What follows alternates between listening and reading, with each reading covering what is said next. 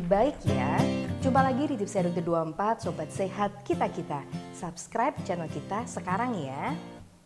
Sudah tidak sabar bertemu keluarga besar saat Lebaran menjadi impian para pemudik yang sudah menyiapkan persiapan jauh-jauh hari. Tetapi ada hal yang penting bagi Anda yang sering mengalami mabuk perjalanan. Terkadang menjadi paranoid ya ketika kita mau mudik. Mabuk perjalanan merupakan istilah yang digunakan jika mengalami pusing, mual, keringat dingin, dan muntah ketika sedang dalam perjalanan. Tergantung jenis alat transportasi yang digunakan, mabuk perjalanan bisa disebut sebagai mabuk darat, mabuk laut, atau mabuk udara.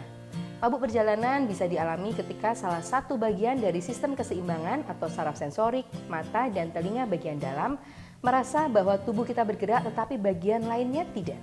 Contohnya ketika sedang berada di dalam kapal yang sedang bergerak, telinga bagian dalam kita merasakan gerakan gelombang, tetapi mata kita tidak melihat adanya pergerakan.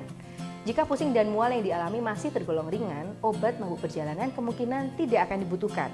Kita cukup melakukan hal-hal berikut. Memandang ke kejauhan, santai sambil mendengarkan musik, duduk diam atau tiduran. Gunakan bantal atau sandaran kepala agar kepala tidak bergerak. Menutup mata juga bisa mengurangi. Jangan bermain game, buka jendela atau naik ke dek kapal supaya mendapatkan angin segar. Memijat titik tertentu di bagian dalam pergelangan tangan antara dua tendon di lengan bagian dalam juga membantu. Tetap tenang selama perjalanan, bernafas dalam dan pelan-pelan. Makanlah beberapa keping biskuit dan minum sedikit air jahe atau memakan permen jahe. Apabila cara-cara di atas sudah dilakukan tapi mabuk perjalanan tidak hilang atau malah semakin berat, obat mabuk perjalanan berikut bisa diminum.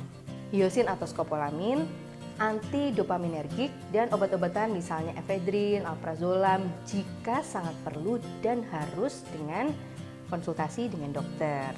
Atau juga diperlukan obat mabuk perjalanan yang bisa dibeli bebas. Sekian informasi dari saya, semoga bermanfaat dan nantikan informasi serta tips menarik selanjutnya di Tips Dokter 24 Sobat Sehat Kita-Kita. Jangan lupa ya untuk subscribe channelnya. Salam sehat!